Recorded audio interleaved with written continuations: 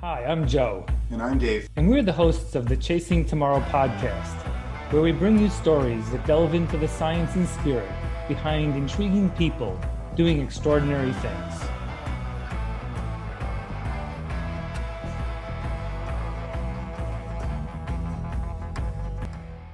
Welcome to the Chasing Tomorrow podcast, episode 48.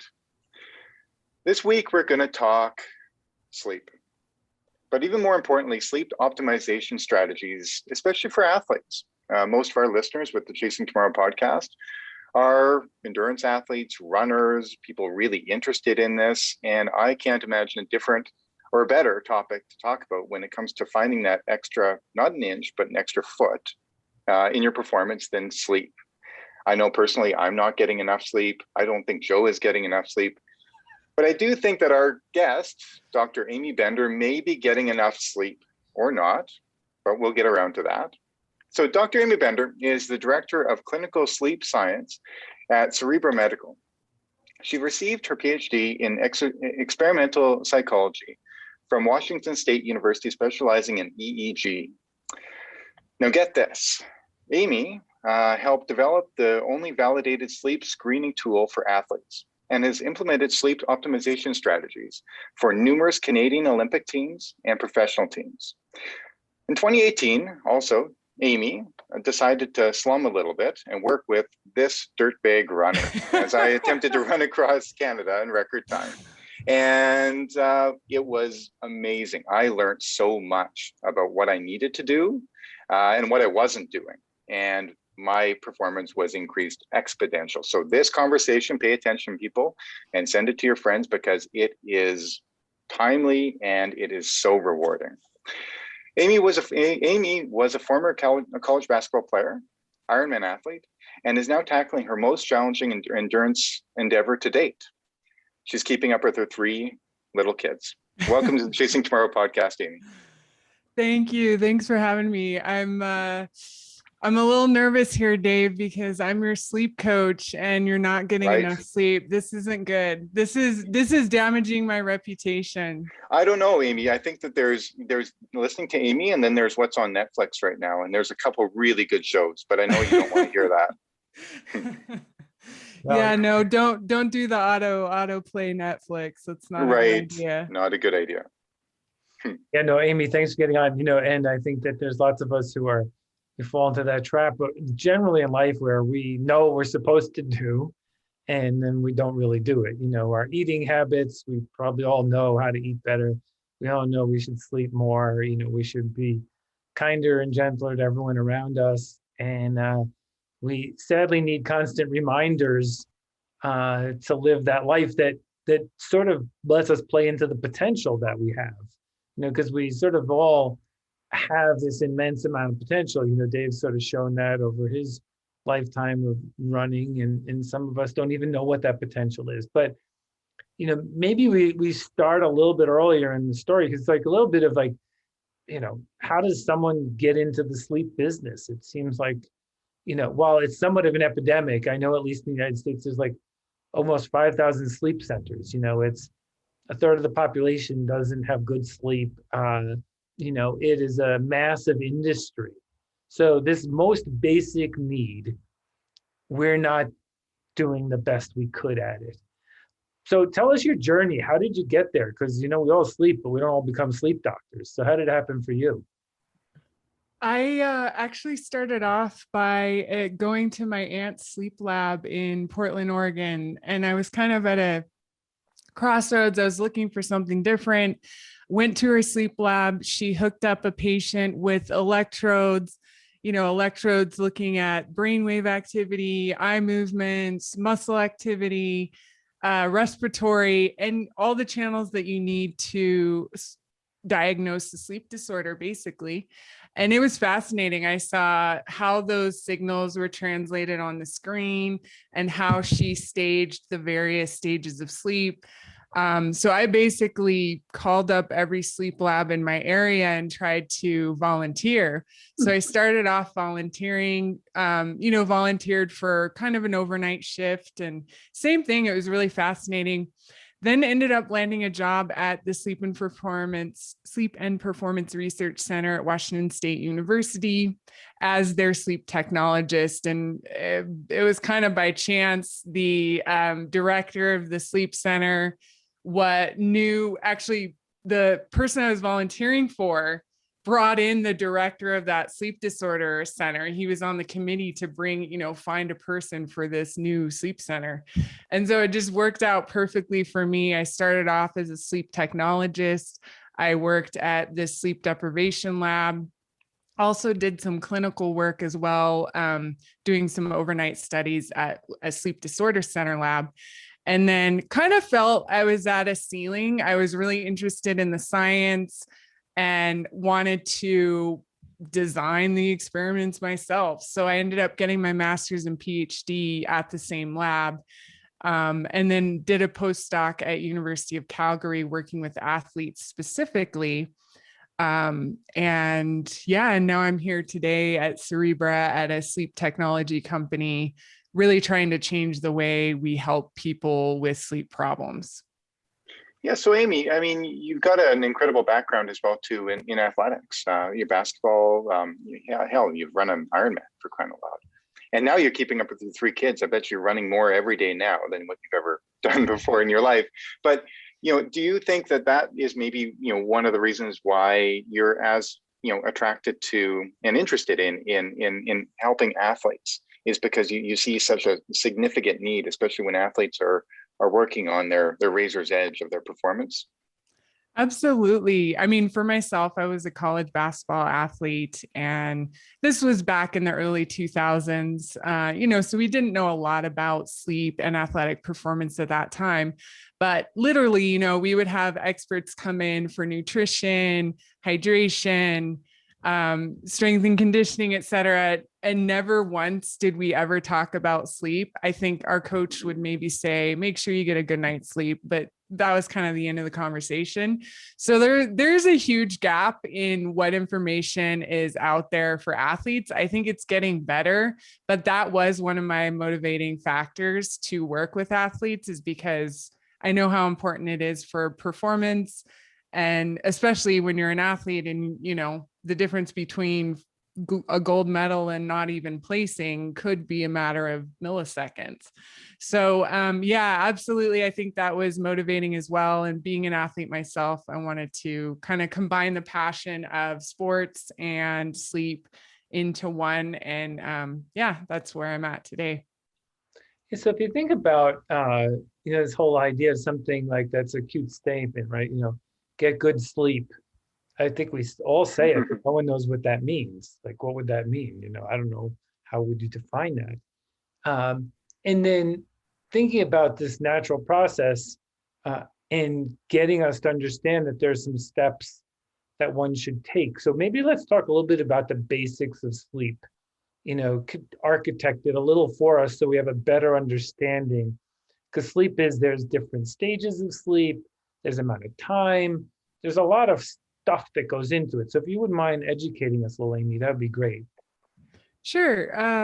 The 3 key factors that I always talk about is quantity, quality, and timing of sleep. So it's not just about the duration, it's also about the quality that you're getting. I could tell someone to, be in bed for 10 hours, but if they have an underlying sleep disorder, that's not going to help the situation. Mm-hmm. So duration is important, or quantity. Quality is important as well. And then the timing of sleep is important. So for night shift workers, for example, it's very challenging because we are diurnal animals. We want to sleep at night and be awake during the day. So there's certain hormones being released that help with when you should be sleeping. So it's kind of those 3 factors. When we talk about the different stages of sleep, we have non-REM sleep and we have REM sleep. So REM meaning rapid eye movement sleep. And that's kind of how this stage was discovered. They noticed people were moving their eyes during this state of sleep. And this is primarily occurring in the last half of the night, although we'll cycle into this every 90 to 110 minutes. Usually that first REM cycle is very short. And as the night goes on, it gets longer and longer. And that would be where you would wake up from a dream, remember your dream, etc. And then we have the non-REM sleep, which this is stages 1, 2, and 3. So 1 is the lightest stage of sleep.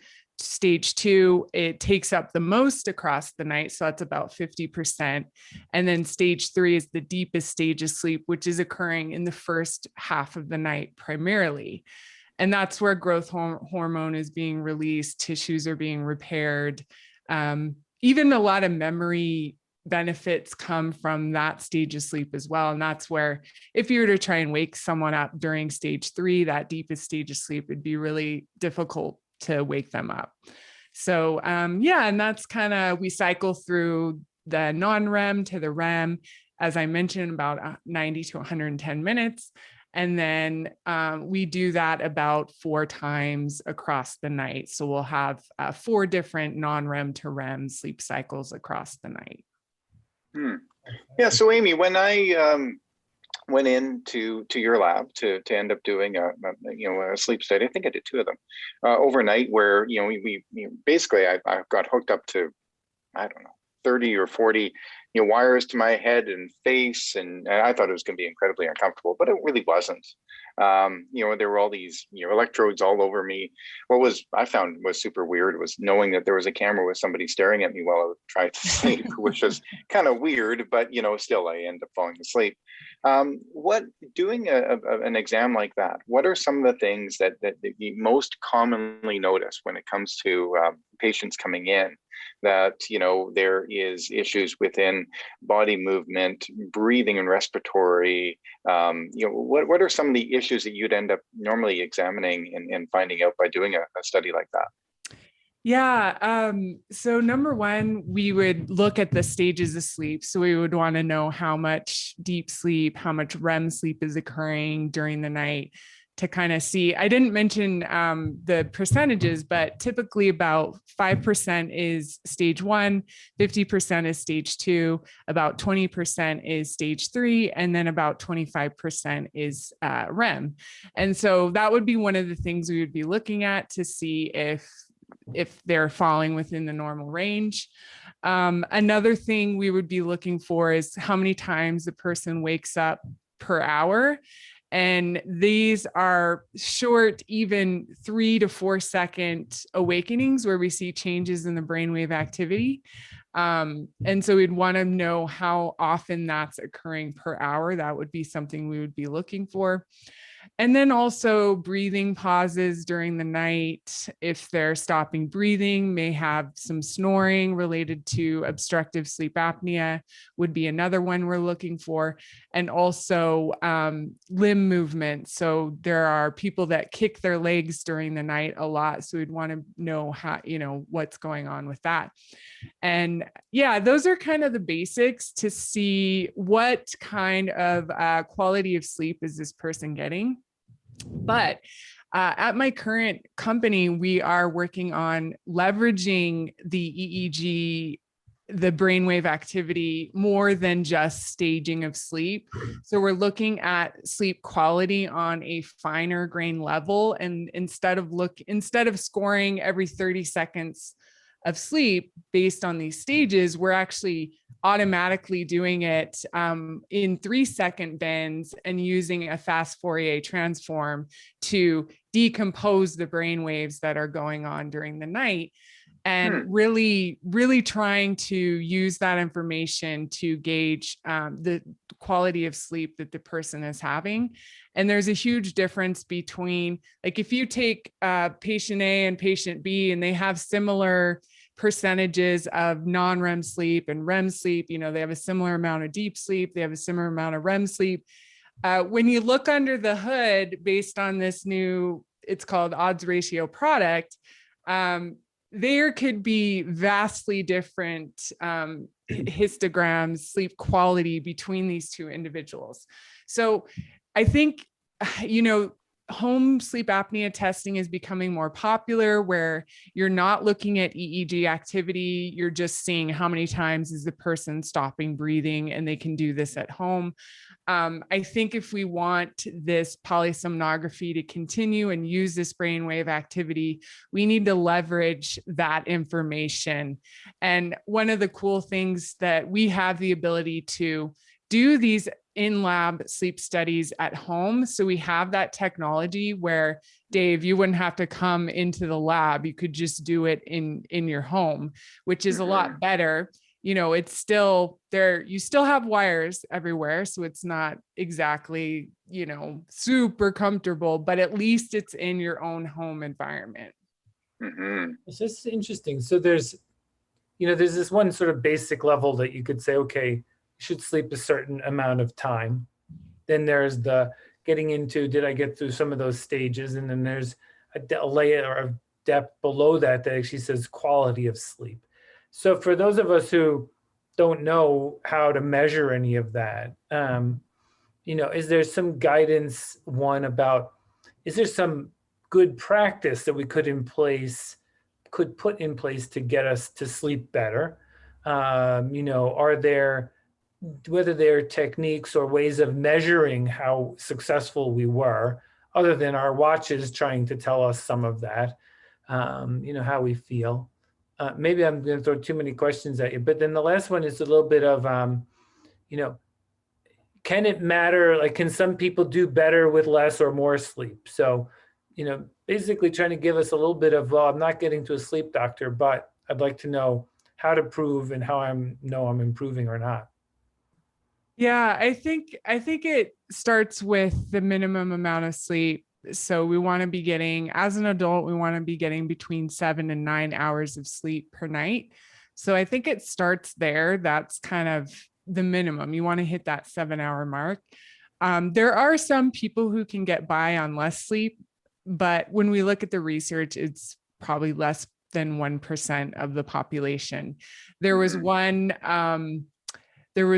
study recently where they're looking at a father-son duo. One was getting 4.5, the other one was getting 5.5, and their performance was great. They weren't tired during the day. They didn't have memory problems. And when they looked at how often that gene mutation occurred, it was literally 1 in 4 million people. Wow. Unreal. So they're cyborgs, basically. They're cyborgs. Yeah. So the chances are that it's you is very, very slim. So that's something to keep in mind. And also, it's very challenging because there is almost a disconnect. So when we're sleep deprived, we lose some of that prefrontal activity. There's a deactivation of that prefrontal cortex, which is our decision making, our judgment, etc. And what we see in the research is that for those who were sleep deprived, they actually rate their performance as being fine. They're like, oh, I'm doing great. But in reality, when we look at their performance, they're having lapses of attention all over the place. They have slower reaction time. So it is pretty challenging to kind of figure that out, especially if you are sleep deprived. You may be thinking you're doing great. Well, yeah, being is just exactly like if you're drinking. You're like, hey, I'm performing great. I could drive well. I can talk to the ladies, and really, you can't. When somebody's drunk at a bar, they're not doing well, right?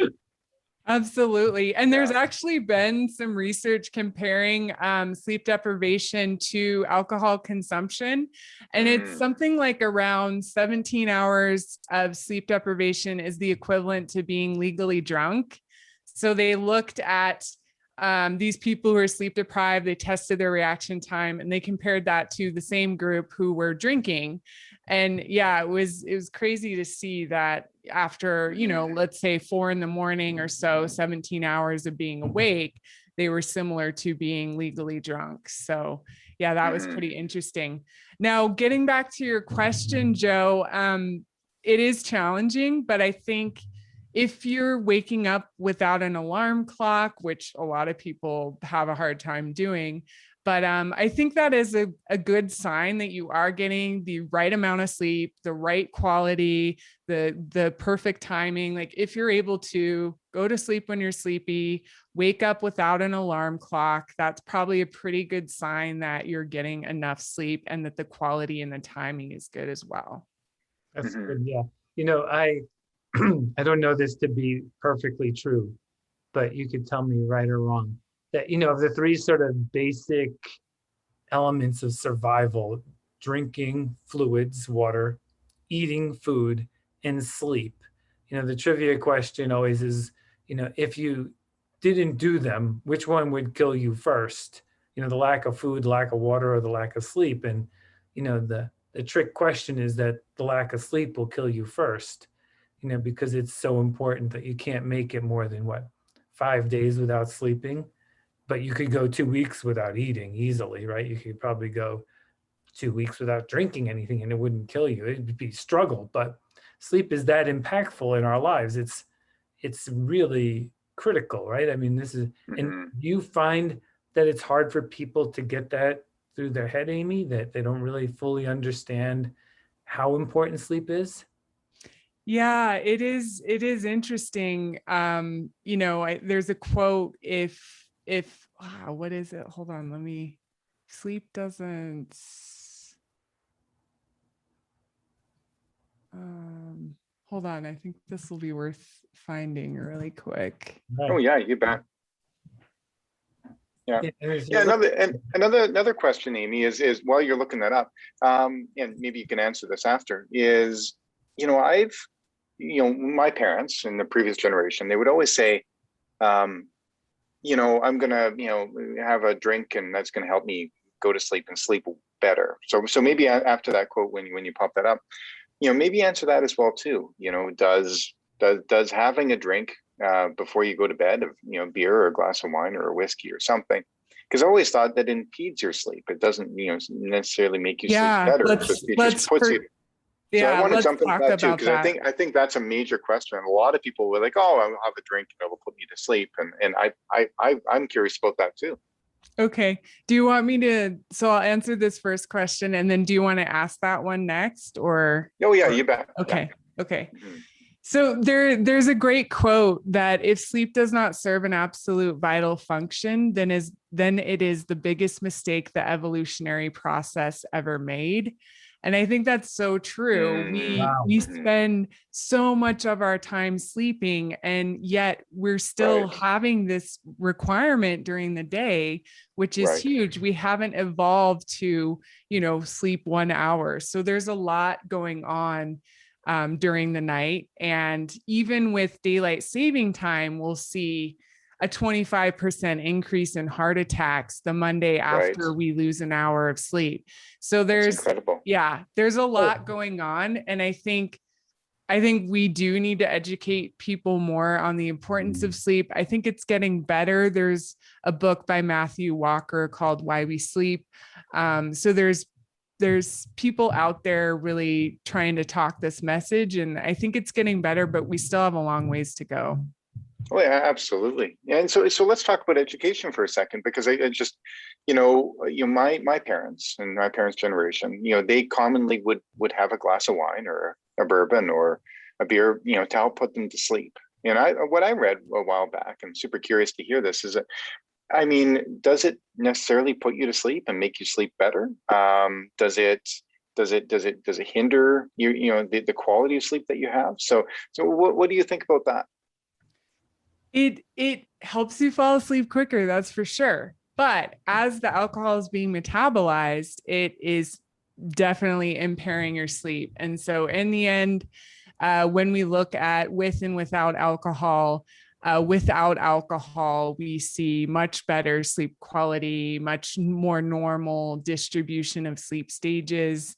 And yeah, I think temperature plays a role as well. So alcohol kind of increases your body temperature. And when we sleep, our body temperature drops. So that may be waking someone up during the middle of the night, this temperature Mm, increase.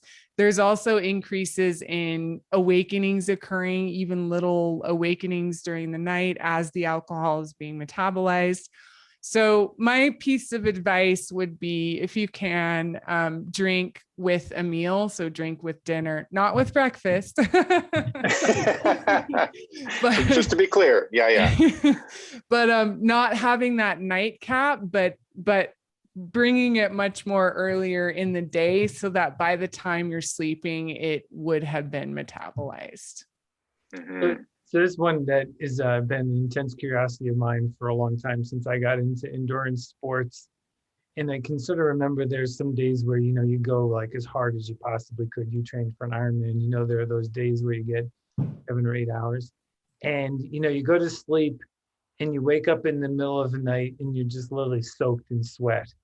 And you're like, why? Like if imagine you were wearing pajamas or some form of clothing, you'd have to actually get up and change because you're just so wet from that. And then other nights you sleep and, it's not the case. I'm not changing my shirt every night that I go to sleep. Is there something that's happening that the body would heat up that much, Amy, during the night? Is it in reaction to some exogenous activity that is creating that to happen? Yeah, that's a good question. We're actually working with this company who's measuring sweat throughout the night. And we're going to compare that to the different stages of sleep and the different sleep quality metrics, et cetera, to see if there's a relationship there. I do hear that a lot from athletes, in that some, after some workouts, they will just be so hot during the middle of the night. I'm not quite sure why that's occurring. Having like even there's a lot of interest in menopausal women, what they should be doing based on these night sweats that are occurring during the middle of the night. And for them, we would recommend having a change of clothes right by the bedside, in case you do wake up and you have to change. Having a cool glass of water right by your bed. And then there's even chilly pads. There's these pads that you can put on your mattress that help regulate the temperature. So that's something to look into if someone is really struggling with this. And then, there may be a chance of having a sleep disorder as well. So if it's occurring very frequently, there have been some relationships or associations with obstructive sleep apnea and night sweating. So that's something to kind of consider as well. Mm-hmm. Yeah, lots of things to consider. So let's consider more because Amy, when you were working with me in 2018 with the run, we were talking a lot about, the temperature of the room and the importance of that. Also, blocking out light and eliminating some of those kind of feedback systems. And I'm sure I'm missing many here, but let's talk a little bit more about what we can control that can really optimize our sleep. Yes, it's the sleep environment can make such a big difference. And for me, it actually took me a while to realize this. I went to Golden, BC, British Columbia, stayed at a cabin this was during winter time as well. So it was very dark. It was very quiet. It was very cool. And I slept so good there. And my whole family ended up like sleeping way better than they ever would anywhere, so it wasn't until that point that I realized, wow, sleep environment does play a role in how well you can sleep. And I think the cool thing about adjusting your sleep environment is that it pays dividends way from there on out, all the nights from there on out. If you were to invest in blackout blinds, blackout curtains. So for me, currently I have a blackout shade that I pull down, and then I also have blackout curtains that cover that as well, so that I'm not getting any external light coming in, which even from your street lights, if there is, being in the city, there are light disturbances out there. So that's something people can invest in. They can wear an eye mask, keeping that environment like a cave, so cool, dark, and quiet, like a comfortable cave. So having it dark, which we talked about, keeping it cool, Typically between 16 and 19 Celsius is kind of that temperature range that's best for sleep. And then quiet. So having earplugs, there's actually I haven't tried this yet, but I'm really curious. I want to get some custom made earplugs that fit according to, your particular ear physiology. So yes. And I think, again, it's a good way to create a good sleep environment from there on out, that you don't necessarily have to do a bunch of behavior change. It's kind of automatic. And yeah, I think it's really important. So we're getting the idea of, there's this sort of optimal method. Sleeping more would be, there's two questions I have. One is, okay, I woke up, but should I sleep? Is 12 hours better than 8? Is there a point where there's somewhat of a diminishing return? And then maybe we could pop into the question of napping and sleeping during the day, not necessarily catch up, because that's we could also talk about whether there's such a thing, but how does napping play a role in sleep? But so if one is a lot more hours better than, is 12 better than 8? No. I mean, in my previous research that I was doing with people with depression, we were finding that actually the survey went out to everyone, and we were looking at depression levels, and we found that those who had less sleep, so 6 hours or less, and those who had more than 9 hours of sleep actually had a higher risk for depression. So more isn't necessarily better. I think it's taken us a while to get to this point in the sleep field, but I would say that more sleep isn't necessarily better when we're talking about kind of the general population. For athletes themselves, there was one study in Stanford basketball players where they told them to be in bed for 10 hours. And these are, they should, they have athletic commitments, they have school commitments, social commitments, etc. So they told them to be in bed for 10 hours, and they ended up averaging about just over 8.5 hours. And they found that their reaction time was quicker, their sprint times were quicker, their free throw shooting, 3-point percentage improved, their mood was better. So yeah, it is kind of a balance. In that particular study, they found that amount of sleep was very, very good. And it wasn't the 10 hours by any means. But in general, we do think athletes need more sleep. And so they may be a little bit beyond that 9-hour cap where we say normal adult between 7 and 9 hours. When it comes to naps, I think naps can contribute to the overall 24-hour sleep that you're getting. So for example, I've worked with a lot of swimmers where they have to wake up early for pool times, and they just can't get to bed early enough. It's just not possible for them because, their melatonin isn't being released at the right time for them to go to bed at 8 p.m. to get up at 5 a.m., for example.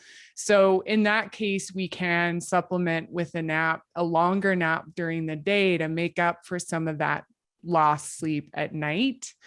But even that aside, I would say for someone who's getting 7 hours, 7.5 hours, a nap, supplementing with a nap is going to be very beneficial at improving productivity, boosting mood, boosting alertness.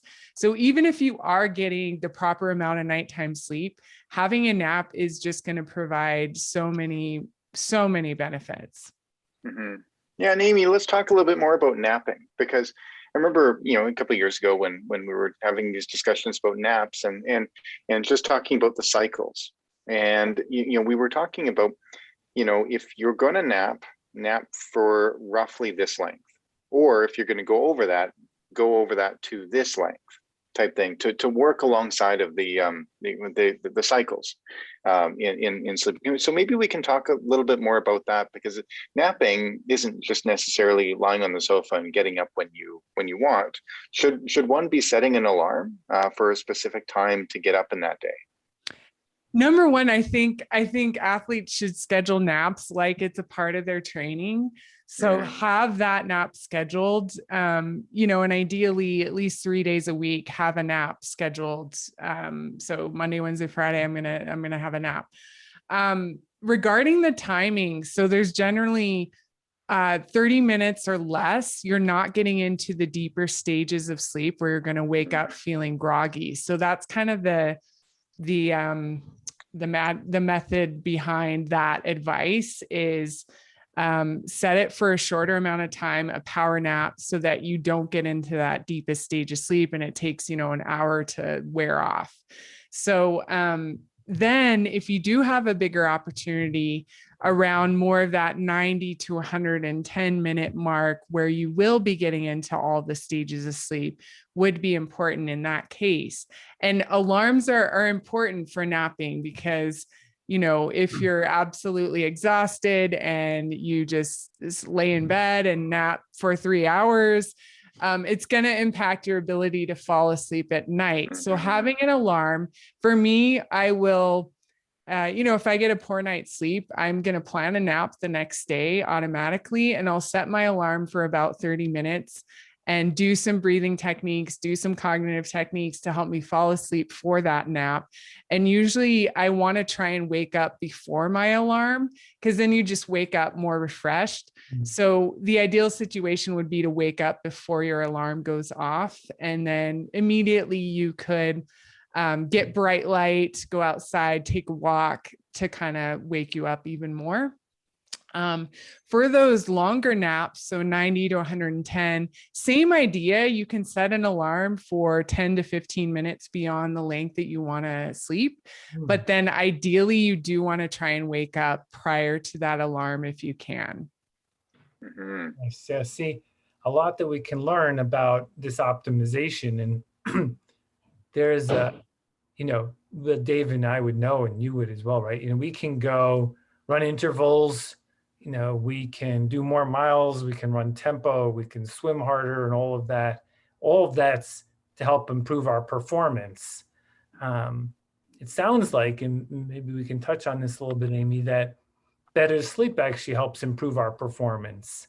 What is it that's happening that's sort of facilitating that, getting this, we know that there's companies now who are measuring sleep, the watch companies and all the device companies, and they're giving us scores.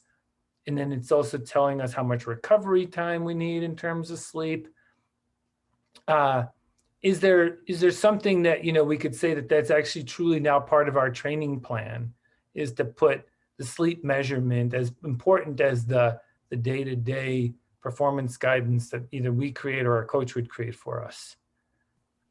Yeah. There are, Oura Ring, there are wearables, Whoop, Fitbit, even, Garmin has a sleep tracker as well. You have to kind of question the validity of those devices. So for example, I have a Garmin Forerunner and I use it for running, for training, etc. But literally I take it off before I go to bed, because I know that it is not accurate, especially the Garmin ones. Just when you look at comparing what they're saying versus if you were to wear electrodes with looking at brainwave activity and stages of sleep, there is a big difference in what those devices are producing. But there are good ones out there, and I don't want to, like Oura and Fitbit, all of these are pretty similar. They do a decent job. And I think they can provide benefit because it can motivate people to get more sleep. It looks like my readiness score is 70 today, maybe I should go to bed earlier. So I think there are definitely some benefits to these devices. But we're not there yet. So we're actually starting to develop an EEG device that you would wear, like just a mini EEG device, to look at some of these deeper metrics other than stages of sleep, and pair that with a digital therapeutic to where we can really try and prescribe different sleep behaviors for people based on what we're seeing with the EEG. So yeah, I don't think we're quite there yet, but I think these devices can be useful. They can be harmful as well. So for example, if Dave, has a big race coming up and he uses that feedback from his watch where it said, oh, I got a poor night's sleep last night. I think that could really impair someone's performance if they're looking at that feedback, believing in that feedback. So it can be a bad thing as well. And I'm working with an MBA team where they're using these devices, and my advice to them is to turn off the feedback. So yeah, I think we can use it to a certain extent, but if we're approaching like playoffs or something, probably want to turn off the feedback from those devices. Even just something simple as tracking your overall subjective sleep quality, like how well did you sleep last night? How many hours did you get? Even just a simple paper version, or tracking that electronically as a coach. Those would be kind of the two main things that I'd want to be looking at, is sleep duration and then a subjective measure of sleep quality. No, and I agree, Amy. I think when it comes to receiving that feedback, a lot of the time, if you would pay close enough attention, you know how you feel, you know how you're performing, and you know what didn't work and you know what did work. I mean, the best advice that you ever gave me was, and I've been waiting this entire 45 minutes to ask this question, because I think this is gold for our audience, and maybe as well too, even giving Joe, who's training for his first 24-hour race, some really great advice. You gave me some advice about banking sleep. And for a guy like me who runs, 24-hour races and further, I mean, Joe's running his first 24-hour race, meaning he's going to be running consistently or walking at parts for 24 hours straight.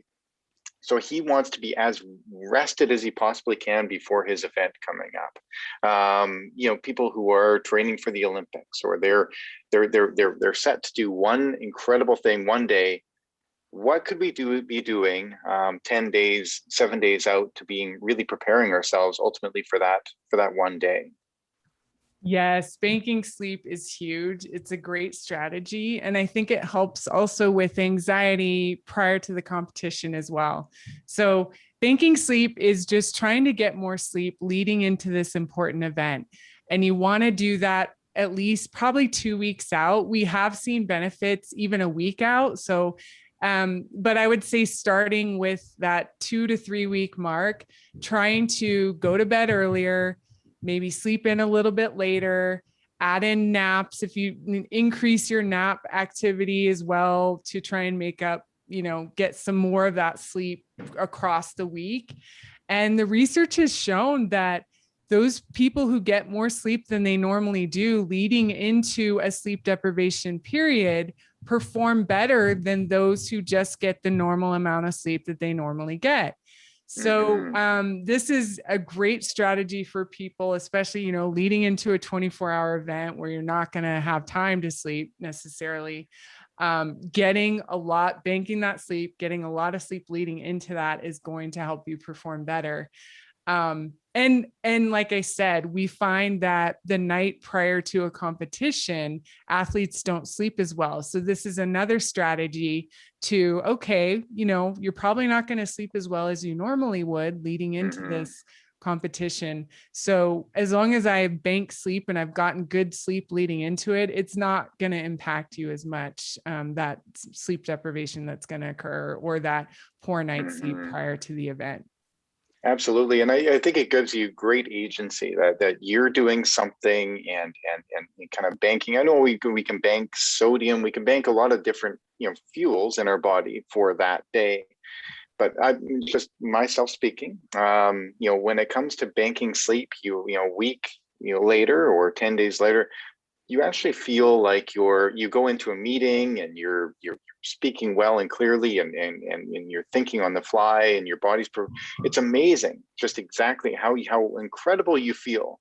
And then of course take Joe doing his 24-hour race, 20 hours in, you're thinking, oh my goodness, I should be yawning right now, and I'm not.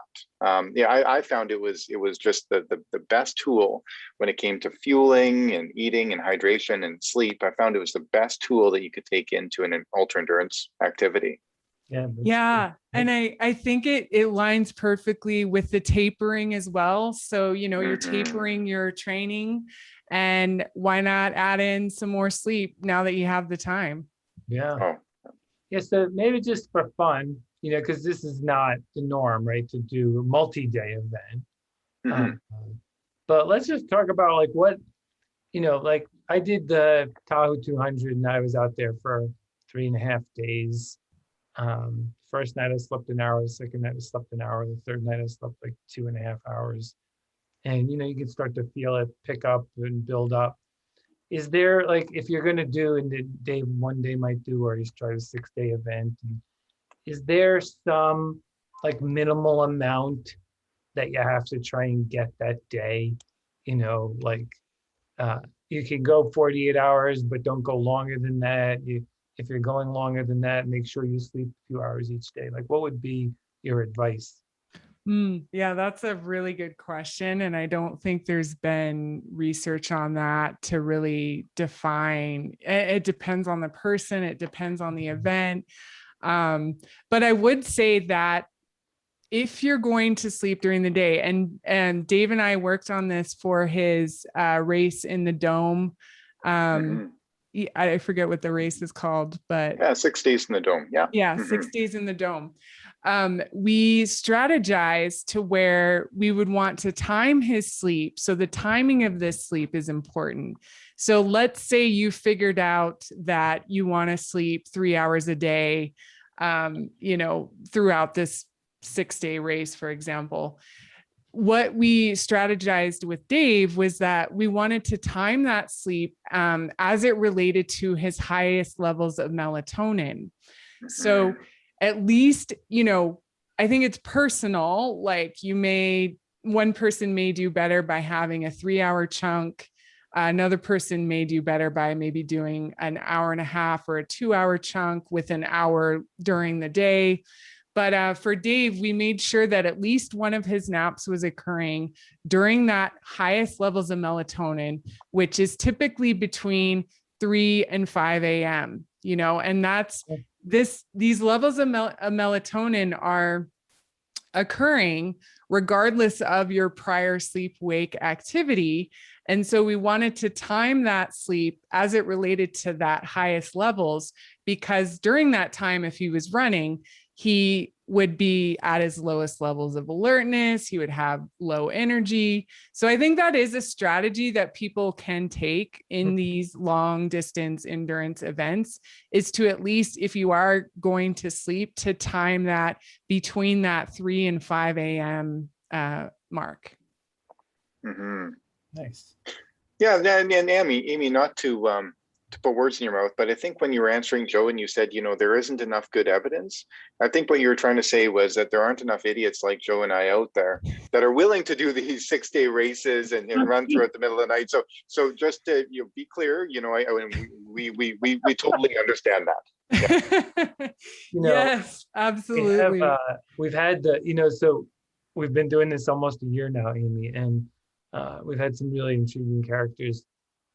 And quite a few have done these backyard races, which is that every hour on the hour, you run this 4.167 miles, and you get some amount of rest between the amount of time it took you to run your 4 miles and the top of the hour. That could be anywhere from maybe 20 minutes to a minute. And you go on, and we've had this conversation with some of the best in the world, literally the best in the world, Courtney DeWalter, Johan Steen, you can name a whole host of others we've talked to. And there's this sort of question, like, because it's really an interesting study, right? Because the most you could really get would be 20 minutes. It'd be hard to run the 4 miles faster. Maybe you can get 22 minutes, let's call it, right? So that's the most you're going to get in any hour. And And these crazies who we've been talking to, it's like, can you get to 100 hours? Can this race format go on with those little bits of sleep every time? And so I'll let you answer the question, but I'll say that Johan, I think, Dave, correct me if I'm wrong, his strategy was to, as often as possible, even to get to sleep, like even in hour 4, don't wait till hour 24 and start the sleep process then. Like at hour 4, if you got 15, sleep for 10, whatever you can get. And he won and has come very far, like 68 hours, maybe, Dave? 68 hours, yeah. Is, extraordinary amount of time to, and I think, in some of the others, like Will, who we talked to, he fell asleep walking, at the end. That was his last. He was just leaning against a tree, sleeping, so there's sometimes where the sleep just wins out. Anyway, what do you think about it? Certainly this is pushing the body at levels that most shouldn't, but that's okay. It is somewhat supervised, we'll call it. Any thoughts on that, like how that's working, that those little bits of sleep at every interval could keep you going longer? Could we get to the 100 hours with that strategy? Yeah, that is very interesting. I mean, when we look at napping, even short napping, we do see boost in alertness that lasts, hours from that point. So I'm wondering if it's related to just the brain activities kind of slowing down, resting while you're sleeping for that short amount of time. And then it's just kind of cumulative, and then you're back at it. And then you have another rest in brain activity. And typically what we see when we look at sleep deprivation in runners, let's say, we see that it's not necessarily the sleep deprivation is impacting the muscle activity. It's more impacting the brain activity. And so our perception of effort is much higher when we're sleep deprived. So even if we can get a little nap, 10 minutes, and you're accumulating that at every hour interval, I think it's all going to add up, and it's going to lead to less kind of perception of effort with that brain wave rest that you're getting. Yeah. No, and I agree, Amy. I think, like Johan and I ended up running Big's Backyard in 2019, and I was going in with the approach that, the speed is rewarded by getting more sleep. And you don't need a lot of sleep if you're running for 20 hours or 25 hours or 30 hours. But if you're going to go 50, 60, 70, 80, 90, or 100, after a while, you think about all the things that are going to get you, the things that are going to, bring you to your knees, refueling, hydration strategies. It's going to be sleep. I think that's really, and so like what Johan said, I'm going to run a little bit quicker. I'm going to have the fitness to do so. So definitely not, going out and blowing your brains out by going super fast. But then if you are getting, if you're at the aid station, so you're able to get 15 minutes lying down with your eyes closed versus the other person who gets 5 over hour after hour after hour, that's going to add up. Would you agree that, there's an accumulation of an extra 2 minutes sleep or an extra 4 minutes sleep over 10 hours and 20 hours and 30 hours that would really make a difference between an athlete's performance? I don't know if I can answer that. Yeah, I think it's I think it's a good question. And it would be interesting to look at sleep duration across an 100-hour race and see, like, is there a difference in performance between someone who's getting more, even 10 minutes more per nap or 5 minutes more per nap versus the other person? I think there's a lot of factors going on. And it could be that, some of these people who are doing well in these races may not need as much as, the other person. So there could be a factor of sleep need as well, going into that. And I do want to mention, there was one study it was a rodent study where they found that a monotonous activity, so running on a treadmill, actually led to slower brainwave activity as if they were sleeping. And it was specifically related to a monotonous activity. And cool. And so they hypothesized that then these animals didn't need as much sleep because they were relieving some of that activity with this monotonous brainwaves that they were seeing during the running wheel. And it was interesting for you, Dave, because I know you came into the lab and we looked at your deep sleep, and you had just, I think you had run like 60 kilometers, or it was that type of training for you. And you came into the lab and we noticed that your deep sleep was a lot less than I would have expected. And I'm just curious. I mean, I don't think this research has been done in humans, but I'm wondering if, like, the monotonous activity of running for long distances, that you could be kind of relieving some of that sleep need that you would normally get. That would be super interesting. And yeah, I think, anecdotally, and Joe, maybe you could add in this as well too. When you're out there running, it's a meditative, you would almost feel like you're in this rhythmic meditative state that might replace bits of sleep. I think that'd be pretty cool. Yeah, there's certainly times when you can disassociate, some of the pain or just the sort of cognitive activity that's going on. You'd be like, oh, I just got 4 miles. I didn't even realize I had gone that. So I do think that there is that disassociation that can happen. The question ultimately would be, is there, so my opinion on that, the Johann Steen approach is that what you're doing is you're changing the slope of the curve, right? So when you're not resting, the slope is going up and up and up till there's a point of blowing up. But if you get a little bit, the slope is just going slower. So it's going to still get to the same place, just might take a little longer because you were repairing, but I don't think you can repair at the same pace because of the activity. But that little bit of rest, I think, every once in a while there in that strategy might well buffer back to the point we made before enough, to give enough advantage, right back to the early point, Amy, which is, it can get you seconds or feet or minutes here.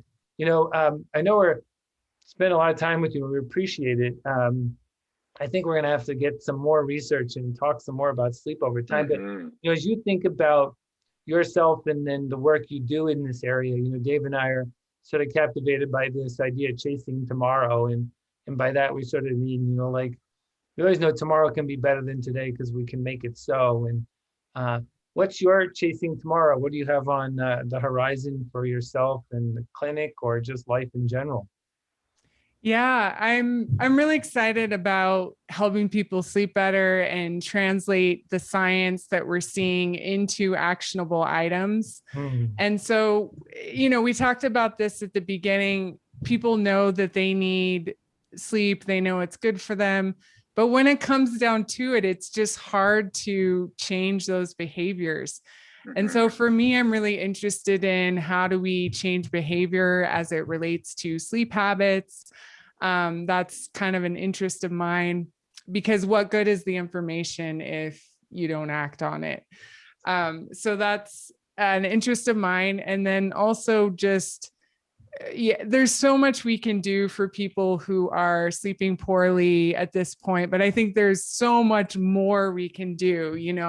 There's plenty of people that we see who go in to a sleep study, they get diagnosed with a sleep disorder, they try, a CPAP machine, continuous positive airway pressure to keep their airway open so they don't stop breathing during the night.